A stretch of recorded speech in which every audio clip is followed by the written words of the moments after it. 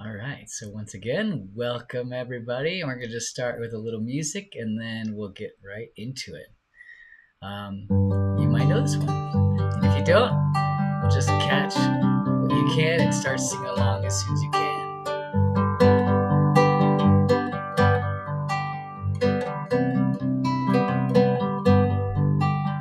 And all that I am, I offer at the altar of love.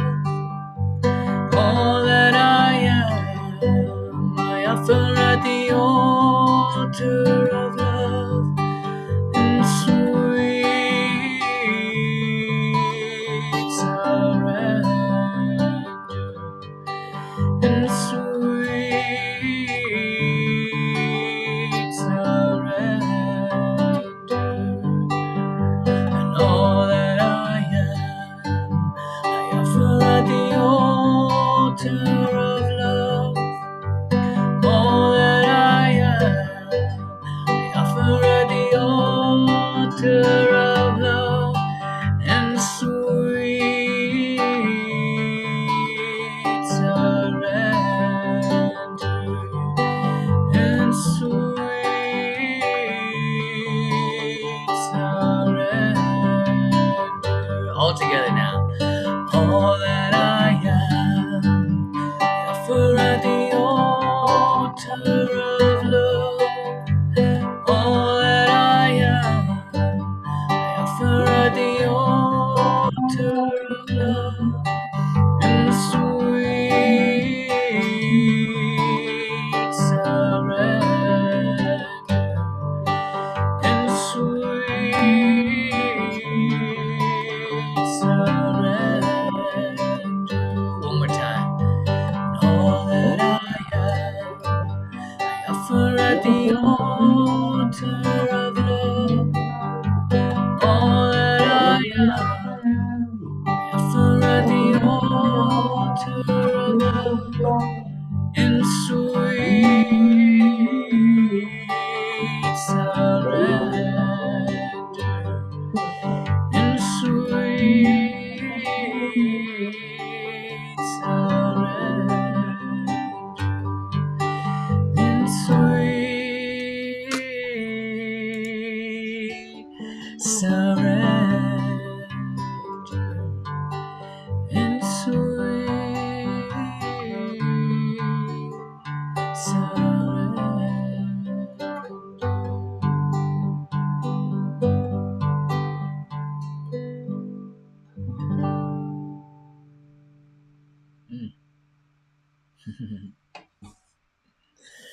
All right, welcome everybody.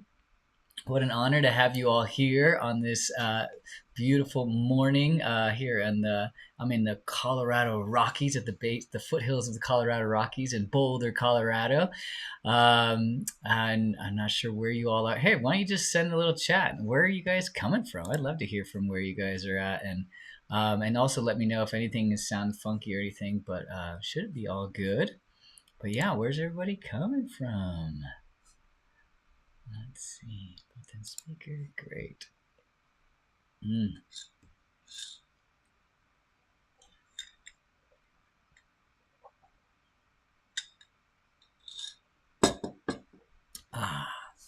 All right. Well, I am not seeing. Oh, there we are. I gotta scroll down.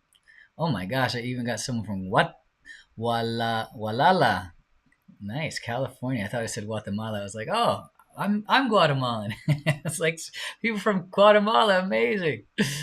Tempe, Flagstaff, Miami, Windsor, UK. All right, LA, Denton, Texas, Brooklyn, New York, Costa Rica. All right, Pura Vida's here. Amazing. Toronto, Canada. Wow, a few people from Canada right there. Nice. Amazing, y'all. Thank you so much. Hey, someone's from my hometown, Sedona. All right, Michael. Great. There you are. Yeah. Hey. Amazing.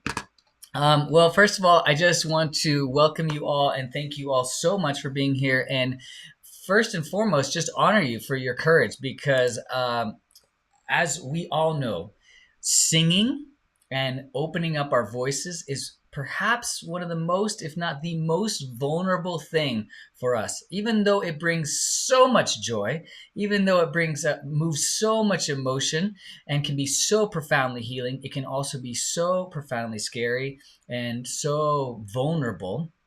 And so I just want to really, really commend you all, first of all, for showing up and just taking this exploration, because really my whole emphasis with the voice is that the voice is just an exploration. It's just a work in progress. We can always work to improve our voices, and we can always just keep making tweaks and adjustments.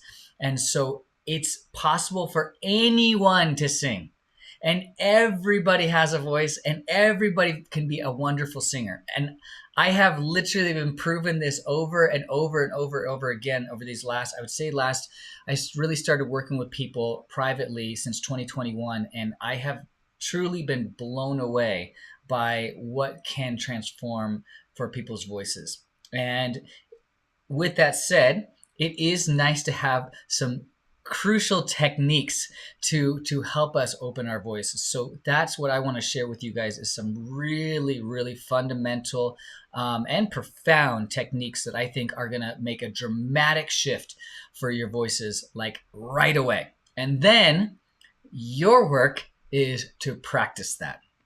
So the first section, we're going to go into opening up our voices. And then the second section, I'm going to show you just some really basic and easy and fun kirtans that really you get to explore mantra and mantra music and kirtan, and see why it's, if you're new to this, get to see why it's so fun, why it's so heart opening, and why it's so, accessible. And then if you're a seasoned or someone who already regularly likes to do a lot of chanting and kirtan, I hope to just kind of open up new light into what's possible for you all. Okay, what's going on? Let's see. Okay.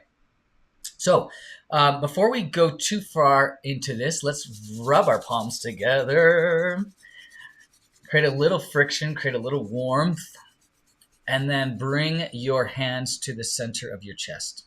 Okay. And then go ahead and sit up straight. Close your eyes down. Take a deep breath in. And exhale. And we'll do our first vocal warm-up just by doing 3 ohms. Inhale deeply.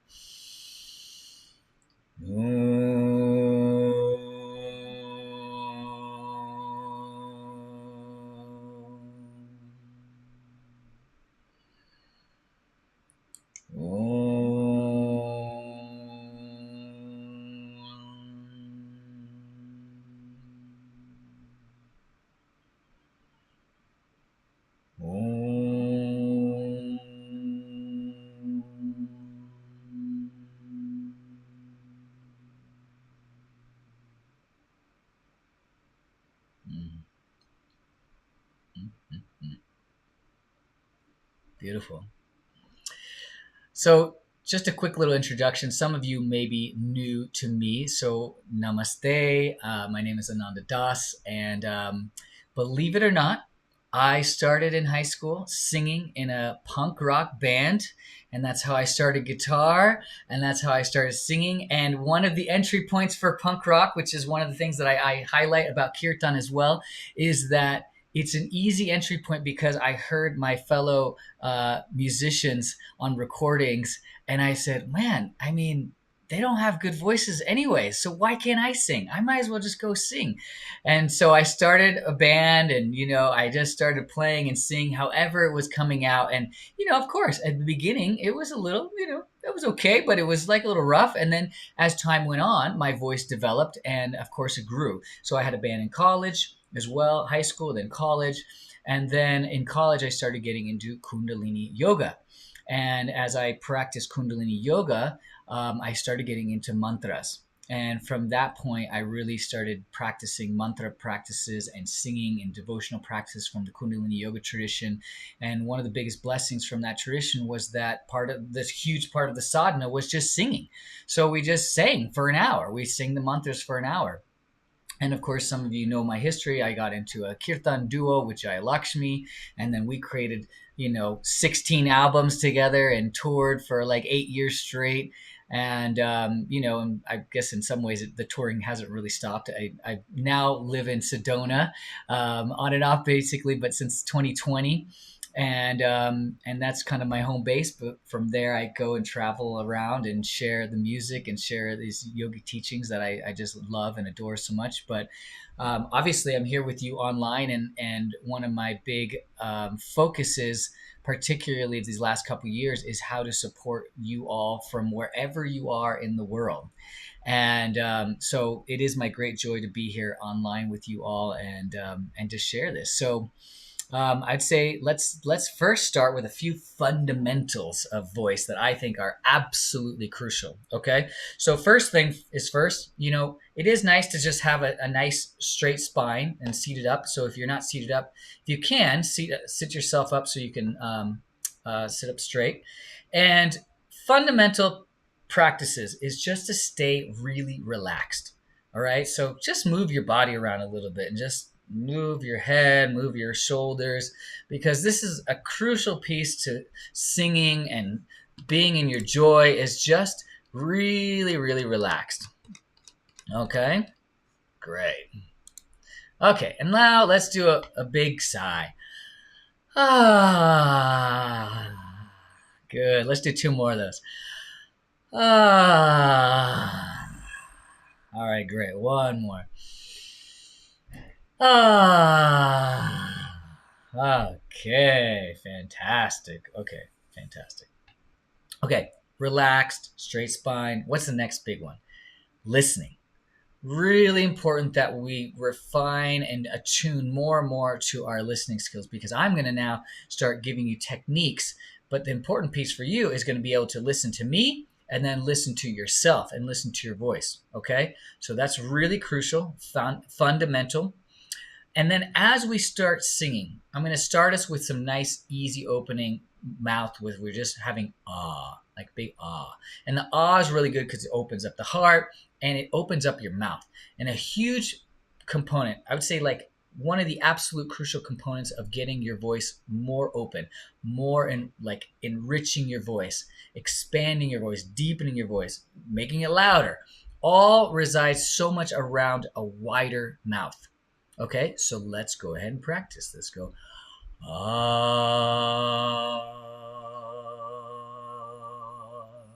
Great, great.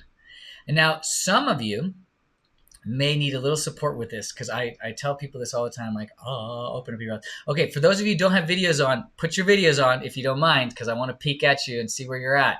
And do this little technique. First, put your 2 fingers in your mouth, go like this, ah. And now keep them there and go, ah. Good. Again, let me see you. I'm going to scroll through here, all the videos. I want to see 2 fingers in your mouth, big wide mouth, and ah. Some of you haven't put your videos on. If you can't put your videos on, I'd love to see you do this. Okay, great. All right, so that is an important piece. As we're going through the musical process, the big emphasizing big mouth is going to be huge.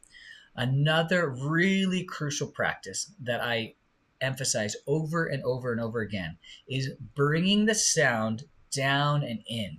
Okay, so often what ends up happening is that we essentially sing like we speak. And so we're speaking, and now we're singing, and then it has this little bit thin sound because I'm really just singing out of my throat and in my head voice, and it doesn't have much richness because I'm not going down into my voice, into my chest. But then once I start going down and into my chest, into my body, I start getting this power, and then all of a sudden I'm like on Broadway.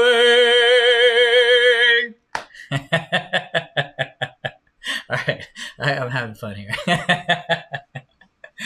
But you get my point, right? You get my point. So as we drop more and more into our bodies, we'll get more richness, we'll get more power, and we'll get more fullness. So what I want you to do right now is we're going to bring that same ah. So instead of going ah, energy kind of going out this way, ah, we're going to go ah. Try that out. See how that feels. Ah. Great. Keep going. Oh, big wide mouths. You guys are looking good. I see some of you with your nice big wide mouth. Oh, great. Okay, fantastic. How does that feel? Does anybody feel the difference of going from just this voice to like down and in your body? Do you feel that difference? Yeah, great. Great, great, great. I'm peeking at you. Don't think I'm not. All right. So I want to break it down a little more fundamentals to where our voices are typically coming from. So head voice is the most head voice and throat voice are the most common. Head voice is that really soft, gentle, kind of whispery voice that most people feel pretty comfortable with because it's usually the quietest voice, and they're like, hey, I'm a singer, I mostly sing right here. Hey, all that I am, I offer at the altar of love. Right? There's that voice. And then there's the throat voice. And you have a little bit stronger voice. All that I am, I offer at the altar of love. Now I'm going to give you an example. What happens if I don't sing down and in? All that I am, I offer at the altar of love. Feel the difference? Now I'm going in. All that I am, I offer at the altar of love. Do you feel that difference? Okay, so I want to explore just the head voice and the throat voice first because that's typically the most common ones and the easiest ones for people. Okay, so first I want you to get wide mouth, soft and sweet. Just do it however you want to do it. Wide mouth still. Even though you're soft and sweet, you still got that big mouth. Good. Are you able to do that? Are you able to go soft and sweet, but still in the head voice? A lot of times people go louder. You know, they have a wide mouth and they're like head voice. But I want you to go softer and sweeter. Okay, awesome.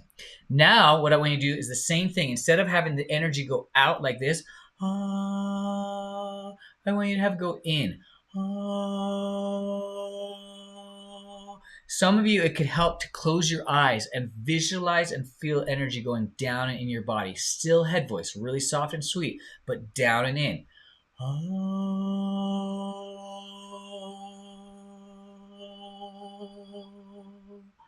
Good. A few more times.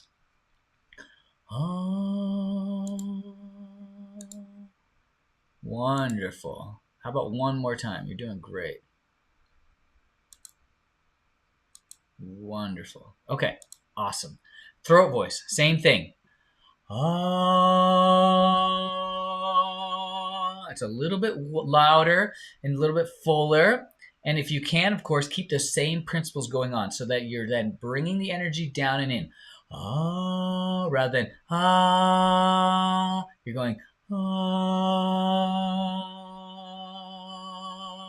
Go for it. Go for it. Wonderful. Keep going. You're doing great.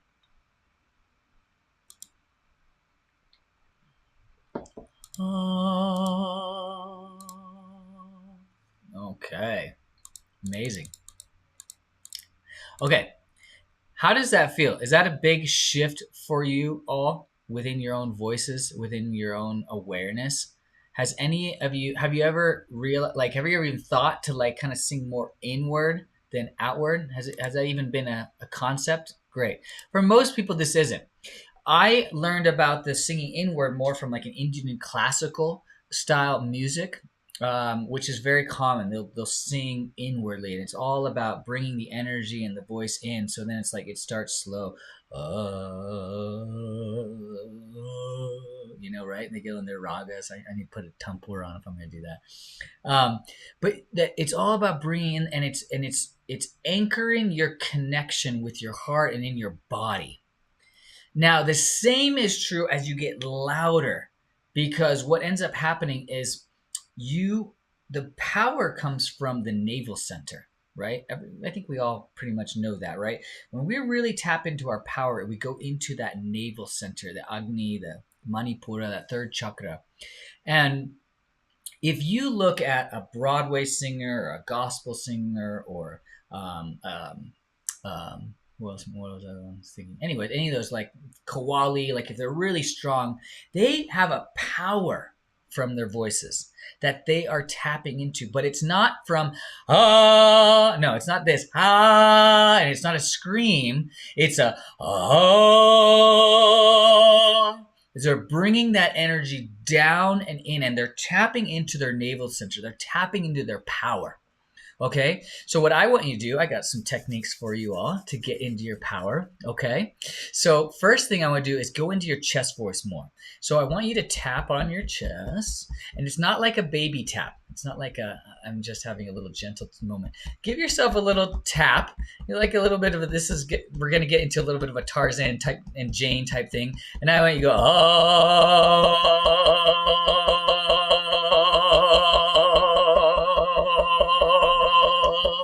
Good. Keep going. Oh, and bring that sound down and in. Oh, and you can even move the fist down the sternum and bring that energy down. Oh, it's also very nice for relaxing. Keep going. Oh, and keep tapping. And now I want you to move down your body, down to your rib cage, lower rib cage. Oh, and down into your belly. Oh,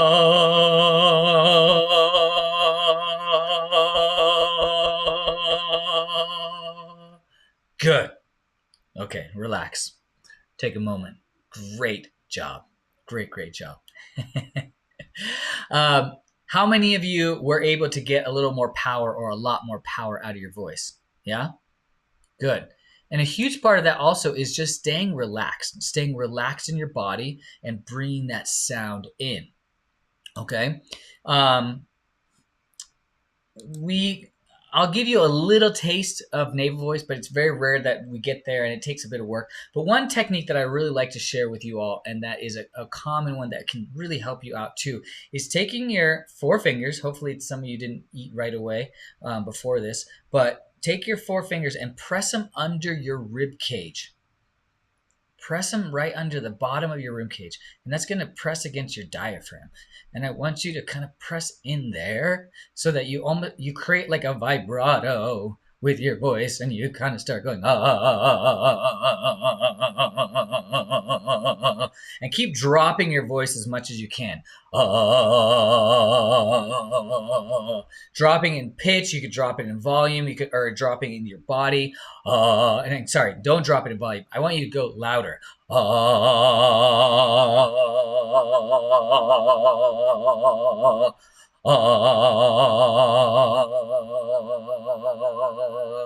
Good. Okay, great. So these are all really nice techniques to get you into your voice and into your body. Okay, so this is like a quick run through, and obviously I can only give you like a little sneak peek as to like different techniques that I love to share with you all, but this is just giving you a little window of what's possible just with your own voice.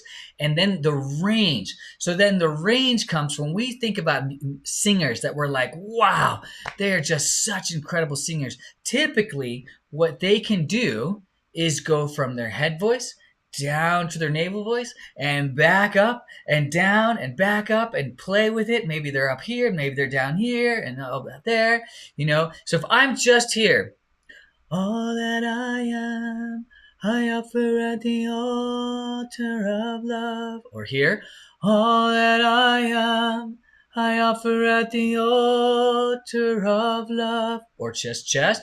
All that I am, I offer at the altar of love. Right? But what am I doing as I'm singing? I just take a journey with it. So say I'm here. All that I am, I offer at the altar of love.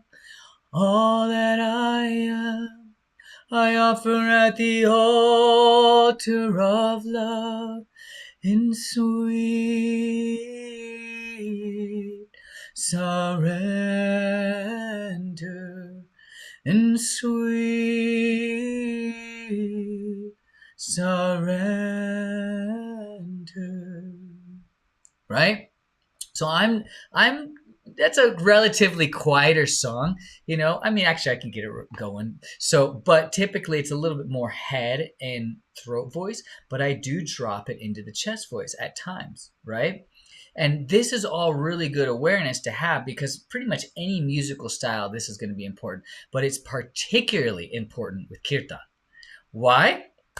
Because kirtan is so much about attuning to bhav. It's about the devotional mood. And that devotional mood is so intrinsic to our voices and where we're coming from. And now I want to give you an easy example, right? Many of you have heard the classic Shiva Shambho, right? Have you heard Shiva Shambho? Shiva, Shiva, Shiva Shambho. Shiva, Shiva, Shiva Shambho. Okay, so if you are leading a kirtan, for example, and you want to lead Shiva Shambho, but you got, say there's 50 people there, 50 people, and you don't have a microphone. So all of a sudden, you got to sing to 50 people, and you got to, ideally, you're going to want to build up the energy. So classic kirtan, there's two different formats typically. Your kirtan is like the singing along. We're all just singing along together. And it can be really soft, it can be sweet, or we can build the energy. And it's like one tempo typically, and we get immersed in that bhav. Or there's the other classic kirtan, like maybe like Krishna Das, you might know, but he's typically going to build it up and then drop it down, right? Build up the energy, and it gets loud and it gets ecstatic and it gets wild, and then we drop it down, right? So Snadam and Deva Pramal, they'll do more of the like similar tempo typically, and then we just kind of like get more and more immersed in the etherical, healing, heart opening, expansive realm of their voices, of the mantras, all that. But Krishna Das will typically bring us on a journey, riding up and then down. And obviously I'm just giving you the examples of these big three because they know, most of you all probably know them or have heard of them. So there's a little bit of different styles, okay? But what is important is that if we're going to go into more of a power, if we're going to be holding space for more people, it's important to drop into more and more of our voices. And this is also important because if we're going through big emotions, right? Because so much of what kirtan and devotion is all about is moving emotions. It's giving the outlet for the human experience, all the emotion, the entire spectrum of emotional experiences that we get to have, which is a blessing as a human, but then to offer it as a devotion, offer it back as devotion. So whatever that you are feeling, how to translate that into a devotional offering back. And sometimes that is so sweet and so gentle. It can be so playful. It can be so light. And then sometimes it's heavy. Sometimes it's intense. Sometimes it's fiery. Sometimes it's sad. Sometimes we're dealing with disappointment, and on and on and on. I don't have to go too deep into that one. But those emotions evoke, that can evoke a lot of power. Anger is really a powerful emotion. It's a really powerful emotion. And so from the Kirtan and Bhakti perspective, we can use that anger, but we channel it in a really beautiful and healthy way. And so say, for example, in the yoga tradition, you might invoke Durga or Kali or Shiva for that anger, that fire. Or, if you're from the Kundalini Yoga tradition or the Sikh tradition, maybe you're going into like the Guru Gayatri, you're going to chant Govinda Mukande, or you're going to chant some mantras that kind of move the fire, but you're channeling the energy in a way that's healthy for you and not karmically rippling out into your life or inwardly into your life.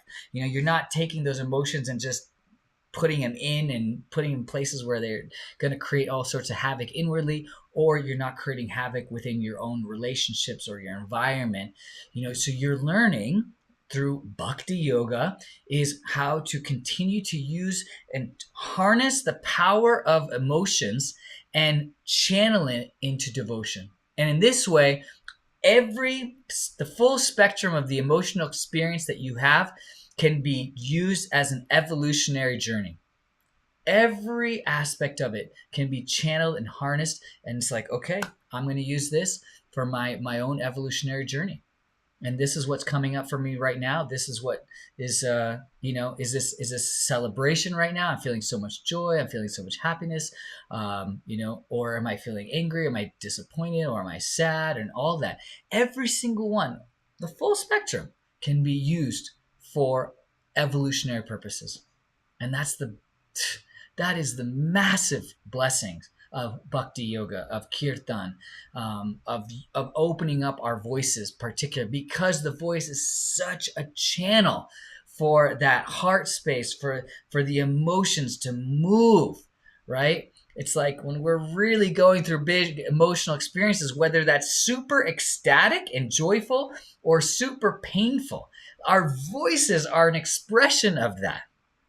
It's like a lot of times we can't even control our voices when it comes in that like when it's really in peak moments. Like we can't even control the voices, just go. How many of you been to like a concert or a big event where you're literally put in so much ecstasy that you're just screaming? You're like, whoa! Your voice just becomes that expression of how much joy and ecstaticness that you're experiencing. And of course, the same is true for the flip side. When you're in pain, when you're in so much sadness, you can't control it. It's like, ah! Your voice just is that expression. It's a huge expression for outlet. With anger and rage, it's like, ah! You got to scream it out. So your voice is such a powerful outlet. It's such a profound outlet for us. And the more that we develop it, the more that we refine it, the more that we can keep attuning our ability to move those emotions and make it literally an offering. Like your voice and your heart and your emotional states become the offering. And that is a profound place to be in. That's a profound blessing that the yoga tradition has created for us. And not just the yoga tradition. Of course, you see it in traditions across the world. But the yoga tradition has created this whole system called Bhakti Yoga. And Bhakti Yoga is literally the science of how we can evolve through our emotional experiences and how to channel that into devotion. And of course, the voice is like number one. It's the number one component to developing these capacities. And so whether you realize it or not, you being here is like already a testament to you saying, wow, all right, I have this voice. Everyone's got a voice. Everyone can develop their voices. And then everyone's got emotions. So everyone's got to learn how to deal with their manage their emotions and uplift and make in the sense like how to transform their emotions into an evolutionary experience. So then comes in the science of mantra. Mantra is this profound science and teachings of vibrational frequencies that can help us direct all the emotional states and all the thoughts, all the mind, the heart, all these aspects that we're constantly navigating as humans, and continuing to expand them. Expand our awareness, expand the field of possibilities of what we can do with the whole human experience. but keep elevating. Mantra is like the forklift that just keeps elevating our consciousness. It doesn't let us drop, because the nature of mantra is literally to keep just moving the energy, the mind, the emotional states unto infinity. That's what mantra is doing. It's like keep expanding out the mind and the heart and all the human experience. Keep giving more and more of that eagle eye perspective to my life, to life in general, so that ultimately I don't get so hung up with all the mundane stuff and the ever repeating known of my life, of life in general. You don't feel like it's a key and it's a gateway to liberation. And not in the sense of like, I'm free, so I'm not going to suffer anymore. It's not that. It's a liberation to keep elevating our consciousness so that we can keep changing our own personal patterns and keep directing our personal journey so that it's evolutionary and not just karmic. It's not just ever repeating known or spiraling down, you know? So all these components are really crucial for us in our framework of discovering our voice, kirtan, mantra, and bhakti yoga, right? All of this is really, really crucial. And when we really get all of these pieces together, then it goes from intellectual understanding to the felt experience of bhakti yoga, of bhakti in our hearts, because we got to feel it. If we feel it, then we know it. And then the more that we feel it and we know it and we also intellectualize it and understand it, then we embody it. And then we're embodied in our bhakti yoga. We're embodied in our devotion. We're embodied with the mantras. We're embodied with our deep understanding. And I give this example. This one was coming through for me lately, and I'm not sure why, but it has to do with the mango. Intellectually, I could tell you all about a mango. The size, the color, the shape, the flavor, the texture, and you know, we all might intellectually be like, wow, okay, great, mango sounds amazing. But I've never tasted a mango. But once you taste the mango, then you're like, wow, all the intellectual stuff's great, but really now I tasted how amazing a mango tastes. Like, wow. And this is the same thing is true of bhakti. Like, you can intellectualize all the mantras, you can intellectualize all the teachings, the practices, all the teachers, all the deities, on and on and on. All head, all in manas, all in buddhi, right? But then when we bring it down and we taste the devotion, we taste the vibration that gives us that experience, then it goes into our own being, and then it's a knowing. Like, I know what a mango tastes like. You don't have to tell me what a mango tastes like. I've eaten one. I know what it is like. And it's the same thing that's true of our devotion. Like, someone trying to tell you about your devotion, you'd be like, you don't need to tell me about my devotion.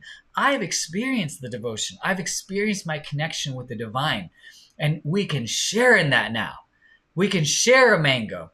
We can share in the devotion. And that's Kirtan. Kirtan is like, hey, let's come together and let's share in our devotion.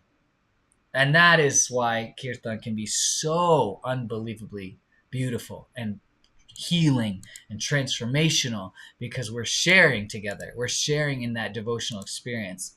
And, you know, and in many ways, that's why I'm sure many of you have experienced this. And that's why it feels so profoundly beautiful, and why you're drawn, you know, why you're drawn here, because we want to come together. We have our own experiences, and then we come together and we taste, you know, a collective field of devotion. Like, it's basically basically a devotional potluck is what we're doing here. We all bring our hearts and our experiences and all that we are as humans and our connection to the divine, and we share in the field together. And what that happens, then we all help each other have a very, you know, perhaps a new devotional experience. And so much of what they say in this bhakti yoga tradition and is that devotion is, yes, we have our own experiences, but so much of it is also taught to us. And so that's why so many of us go to spiritual teachers, because we're like, what have you discovered that I don't know? Like, how did you get to this place in your devotion? How did you get to this place in your dedication? How did you get this place with your understanding of mantra or music and all this, right? So we inspire each other. So here I am, I'm hopefully I'm inspiring you all to take this journey on this path and show you just how beautiful it is. So enough talking now. I want to sing. So I want to show you also how simple it can really be. So I'm going to put in the chat something like, it was just Hanuman Jayanti.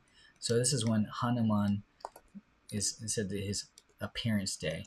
Hanuman bolo, Hanuman bolo, Hanuman bolo, bolo Hanuman. Okay, let's just do this 3 times.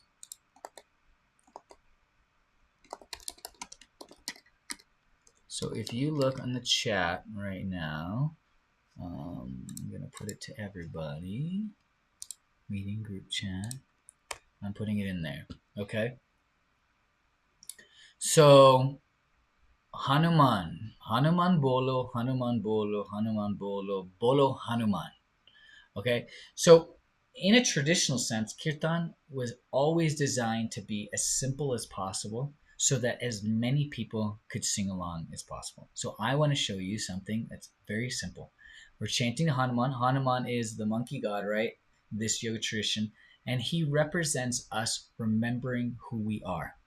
His story depicts the story of how he forgot all his superpowers, and then throughout the story of the Ramayana, he's remembering his superpowers. So this is very symbolic of all of us through our whole life, right? We forget who we are, and then as we gradually remember who we are and all these skills that we have, whatever our skills are that we've developed in this lifetime and also that came through from past lives, all of a sudden become a support, and ultimately and ideally a support for serving the divine, because Hanuman is all about service. He wants to serve the divine, and he does that with as much heart as he possibly can. So in so many ways, Hanuman is depicted as this like ultimate devotee, because all he wants to do is use all his power, all his might, all his abilities, all his mental capacities to be in service. And in this case, it was service to Sita and Ram. Sita and Ram, literally, on one sense, yes, they're characters of the story, absolutely, but they can also be translated as Sita being the daughter or the embodiment of the earth, Ram, the embodiment of the sun, the sustaining force, Vishnu. So it's literally like and even beyond that, it's just part of creation. So it's like I'm in service to all that is, all of creation, all of consciousness. And when we chant bolo, it means chant. Bolo means chant, chant, chant. So Hanuman bolo, Hanuman bolo, Hanuman bolo, bolo Hanuman, right? So you clap your hands, you get a little rhythm going just like this. 1, 2, 3, 4.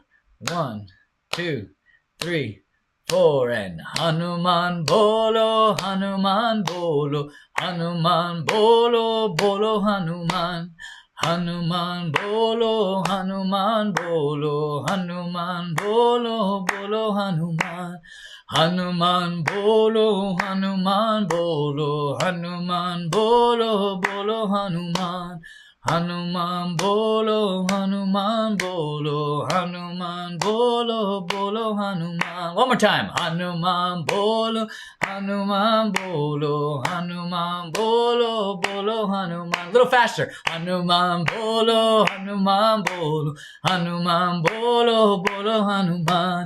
Hanuman bolo, Hanuman bolo, Hanuman bolo, bolo Hanuman. Hanuman bolo, Hanuman bolo, Hanuman bolo, bolo Hanuman. Woohoo! Jai Hanuman! All right, so as you can see, it can be so simple, like just like that, and that's always, from a very classic context, that's always what it's been. Before the making of instruments, we had our voices, we have our hands, we can hit things together and create music, and music happens, and that's the beauty of kirtan. It's like fundamentally it's about just connecting with really fundamental and basic music and your voice, and more than anything it's about connecting to your heart and connecting to your devotion. So Hanuman, that's what Hanuman's all about. Okay, so then we explore a little bit more music and a little more melody, right? So let's see here. Do you mind passing the Harmonium? Thank you. I'm gonna put this on my lap. Thank you so much. Okay. All right. So I have here the famous Harmonium, famous for Kirtan, right? So most of you know this. So let's just do a really simple one that most of you know. Jai Sitaram, Jai Jai Hanuman. We'll just keep expanding upon that, just because we talked about it, right? Okay. Some of you probably have heard this Krishna Das version, right? And Shantala does a wonderful version as well. Oh, if you guys don't mind, keep your mute on if possible. Just heard something. Okay, here we go. I'm gonna do the call. You do the response.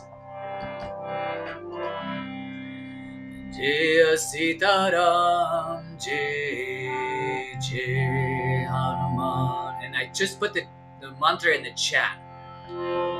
Jaya, and Jai means victory or praise to Sitaram, praise to Hanuman, like I just talked about, okay? Jaya Sitaram, Jai Jai Hanuman. All together. Jaya Sitaram, Jai Jai Hanuman. Yes, one more time. Jaya Sitaram, Jai Jai Hanuman. Jaya Sitaram, Jai Jai Hanuman. Together. Jaya Sitaram, Jai Jai Hanuman. Jaya Sitaram, Jai Jai Hanuman. Jaya Sitaram, Jai Jai Hanuman. Jaya Sitaram, Jai Jai Hanuman.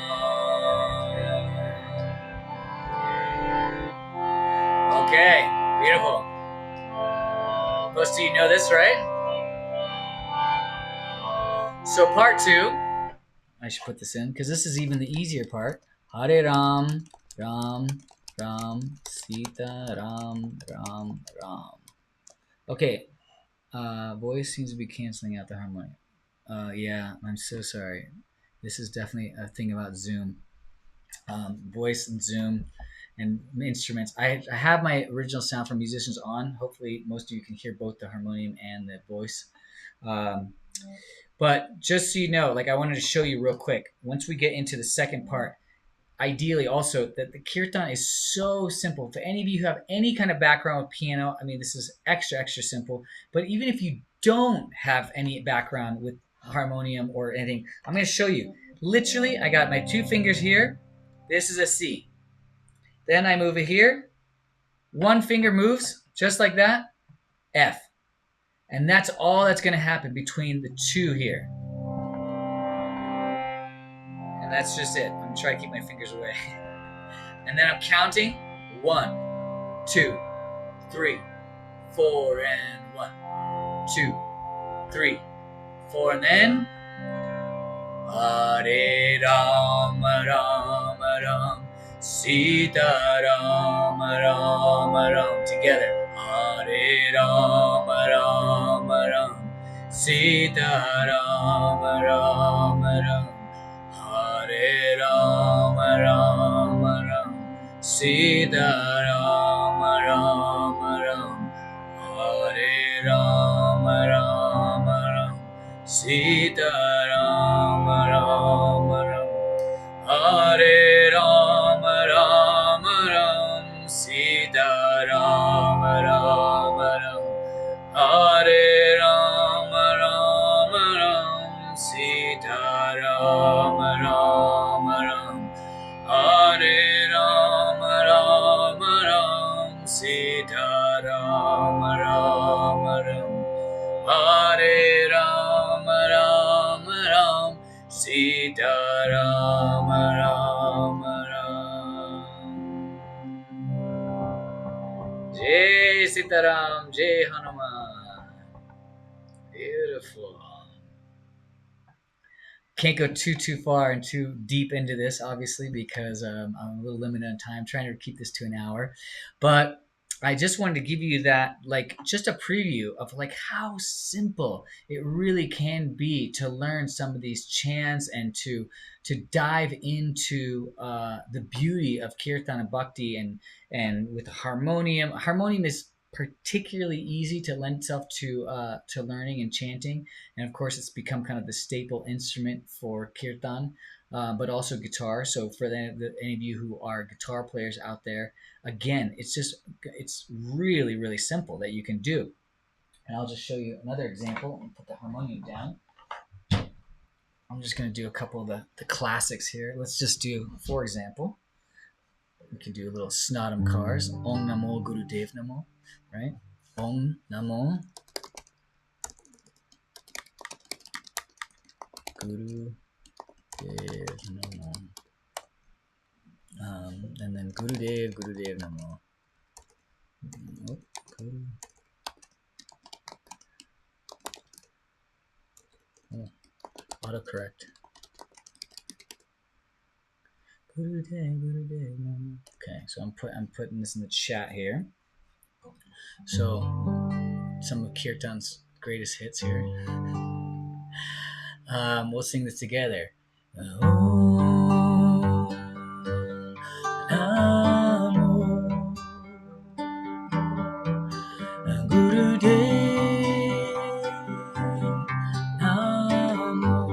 I bow to the teachings of the teacher.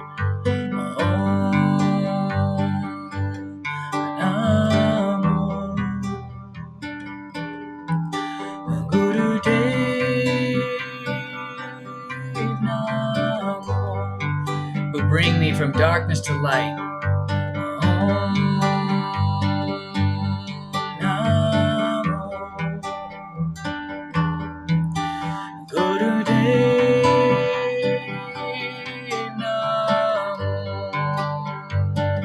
One more time.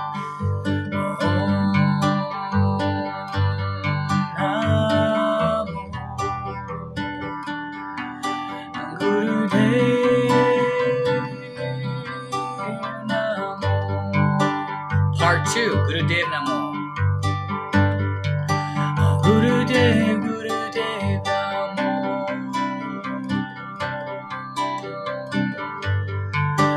Gurudev Namo.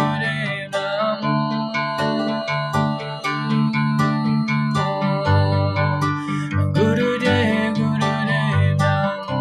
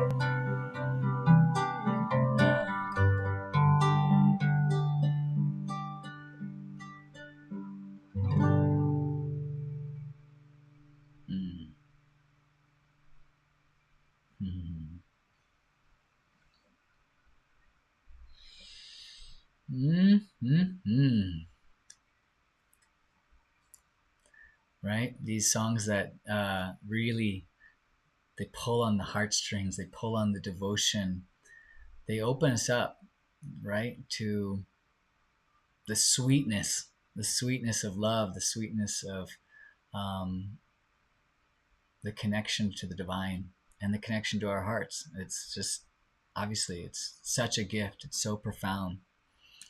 And I showed you this because it's in from a musical perspective, it's actually so simple, right? There's three chords in the first section, and then there's three chords in the second section. And of course, it could take some time to learn those chords if it's on guitar or if it's on harmonium, but it's doable. I can guarantee you it's doable for every single one of you.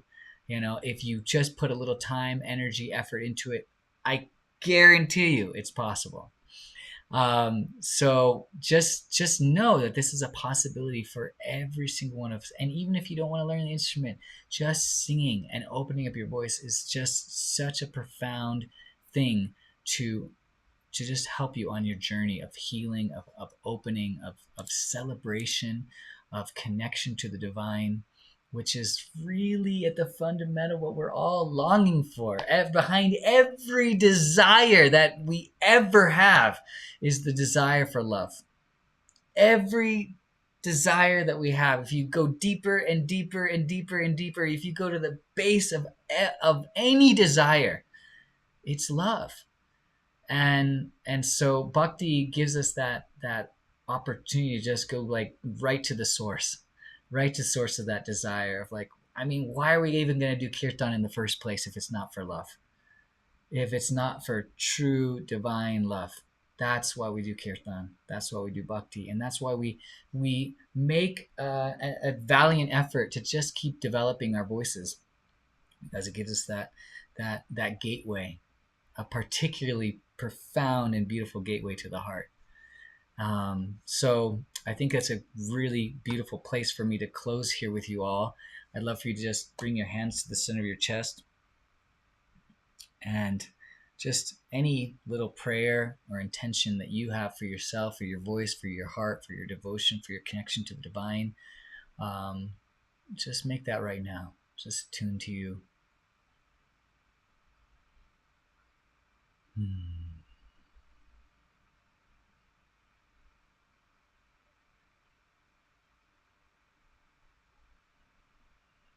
And let's close with 3 ohms one more time. Inhale deeply.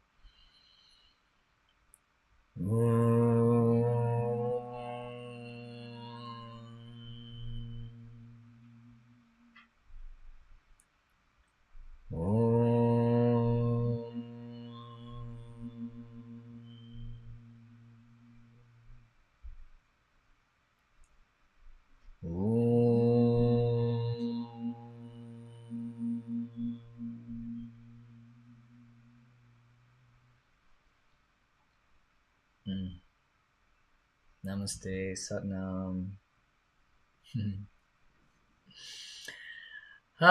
So thank you again so much for being here. If this is all the time you got, thank you again so much. I just want to share a little bit with you all that if you would like to keep going down this path for opening your voice, opening your heart, connecting to these mantras, connecting to the Bhakti Yoga tradition, I'm very excited to be launching a Bhakti Yoga and Kirtan training happening literally starting this Wednesday. And the idea is I'm going to really create 4 main components to it. And that is the singing. We're going to do singing every week. We're going to learn a song every week.